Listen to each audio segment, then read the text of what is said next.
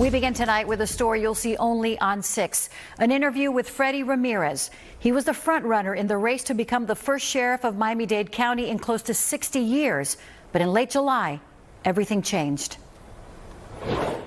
How are you doing? I'm doing very well, thank goodness. Thank you.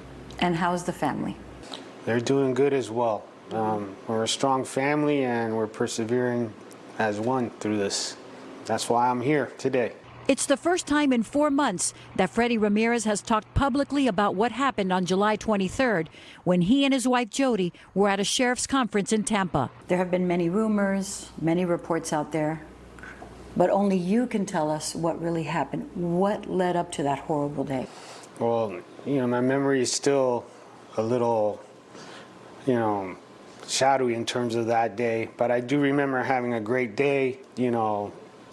Things started to happen. So I've got somebody who's is supposedly in the front drive with a gun. A hotel employee called 911. When Tampa police got there, they went to the 12th floor and heard a heated argument. I'm the director of the Miami-Dade Police Department. I have no idea what's going on, bro. No, who called the cops? Freddy was briefly handcuffed. He and Jody questioned. Did it get physical at any point? No. Tampa police left after Freddy assured them he had no plans to harm himself or anyone else.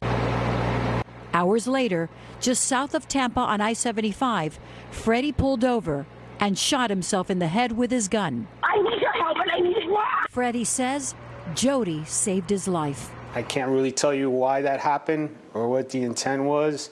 I'm just thankful that my wife was there to save me, because I wouldn't be here. I didn't feel anything when it happened. I wasn't even really sure what happened. And once I was on the paramedic gurney, that's the last thing I remember till I was at the rehab facility. Have you considered what it would be like if you had succeeded that day and that you did not make it? I would have let my family down and my community down. I would have, it would have been devastating. As devastating as it is that I put her through this and my family, and having for them to be woken up at night to tell them that their father or their son or my department, my mayor found out what happened to me, that's devastating. But if I wouldn't have been in their lives today, I wouldn't be here to see my grandchildren grow up and be next to my wife to enjoy the second part of our lives that we work so hard to achieve. And I try not to beat myself up of why this happened to me. I just try to build for the future. But I don't know. I guess the bill came. The bill came. And fortunately, all I lost was my eye and some significant damage in my cranium, but it could have been life-changing for everyone in my family. Now you heard Freddy talk about the bill coming due. He talked a lot about the stresses of his life and how he didn't handle it well.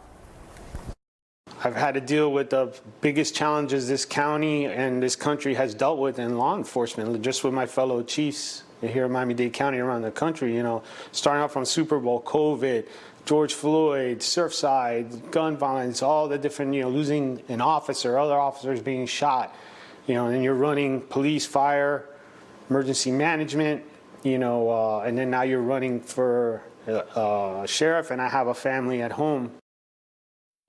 Freddy says his priority now is his recovery, both mentally and physically, and his family, of course.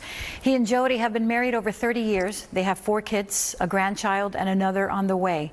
You saw Jody was there with Freddy during the interview.